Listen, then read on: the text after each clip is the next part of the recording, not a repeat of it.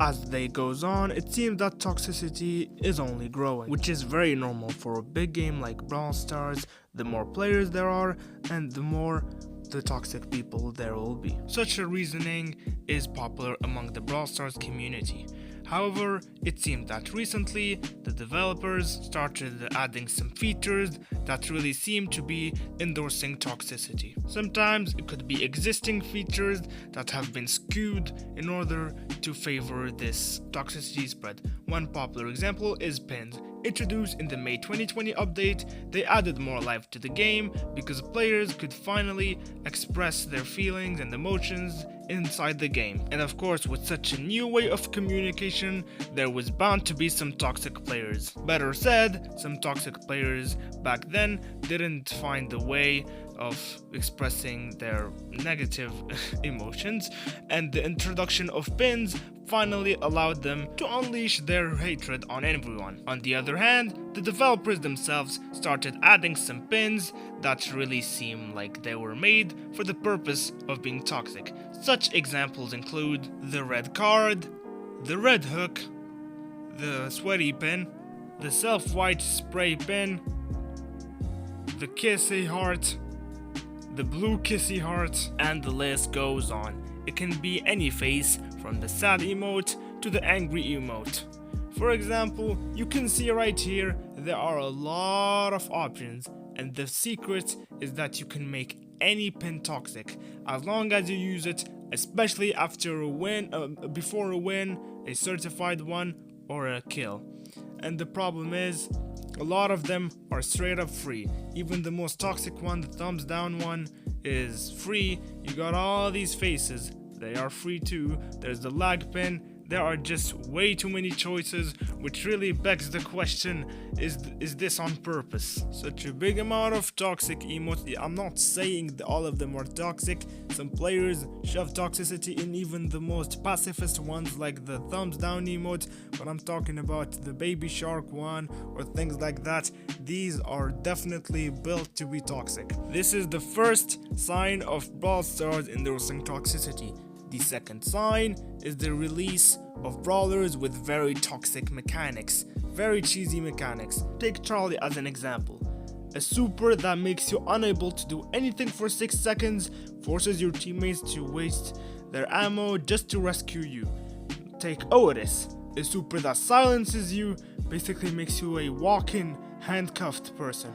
Let's take a more recent example with the introduction of Lumi and Finks. Lumi's super basically makes you unable to walk, which is basically a half a stun. Finks' super, as an adverse effect, handicaps your projectiles by making them slower than Carl's attack on release. If these mechanics don't sound broken, I don't know what does. You might be saying that I'm calling every single super toxic, but take Pam's super as an example. It just heals. Edgar's super, a simple jump, though it gives a bit of speed. For example, there are a lot of non-toxic supers, ones that are completely normal, but recent ones have proven to be ones that allow your opponent to make fun of you if you're hit by their super. And people who play these brawlers mainly play that brawler just for that super.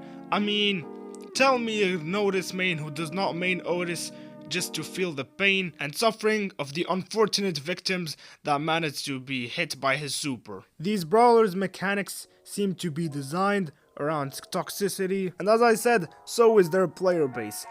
And the class that is considered toxic by a lot of players is the assassins, with their easy and straightforward playstyle. Their mobility and high DPS really irritate players, and the fact that Brawl Stars releases a lot of them in updates really proves that they are endorsing this kind of playstyle. The latest assassin released was Shade, and I believe they're trying not to release too many assassins just to seem innocent. And the last sign of Brawl Stars endorsing toxicity is doing nothing about it. This one is somewhat indirect, but it still proves that they are also indirectly endorsing toxicity.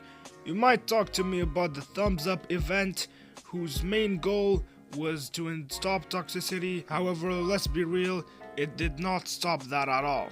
I mean, the concept of spamming thumbs up just to get a bunch of rewards, star drops, isn't really going to solve toxicity. In fact, the whole concept of the event is toxic itself, because you are forcing players to be positive quote unquote, because later people shoved toxicity in the thumbs up emote, and telling people to be positive or else they'll miss out on like 5 legendary star drops is toxic in itself. I remember playing back then, surprised at the sudden amount of thumbs up spammed every game, and I was completely unaware of the whole event.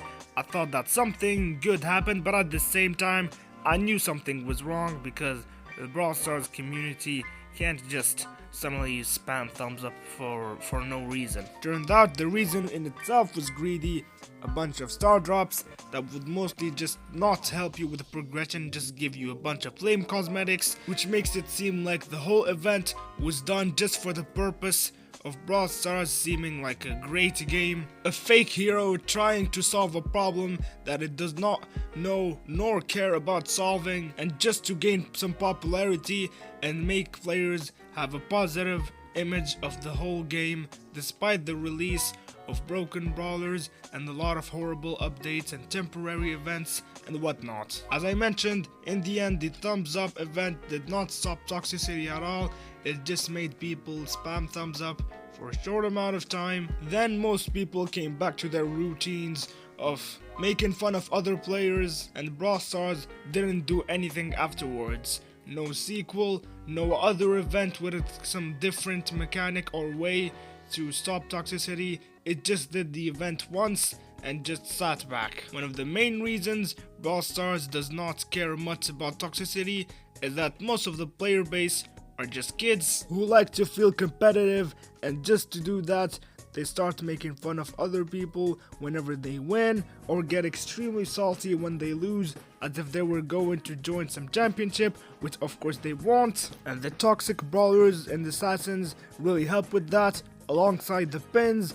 All these factors combine together and synergize pretty well to create a toxic community which complains about itself being toxic, and that keeps the subreddit alive, and pretty much a lot of social media platforms alive like YouTube, etc., just to keep talking about the fact that the community is toxic or the devs made this move. Some people complain about, oh, the developers did this bad move, but then eventually they just come back to Brawl Stars, and the devs know that. So most of the time they can just do about any move, and they know players will make big bold takes but not really do any of them. Like talking about how the community was toxic, or I was finally free from Brawl Stars, but no, they will come back later. And as I said, the devs know that. I already made an entire video talking about the world of toxicity in Brawl Stars. You can check that out. As for now, Brawl Stars only seems to be adding new features, pins, sprays, etc., brawlers that help with this whole toxicity, and there seems to be no serious attempts or plans to fix that. Instead, there are just plans on how to release a new broken brawler or a new mechanic like the recent ranked pass that will just give more money. That's it for the video. I hope you liked it. Comment down below your opinion on this whole toxicity endorsement of Brawl Stars, and I'll see you in the next one.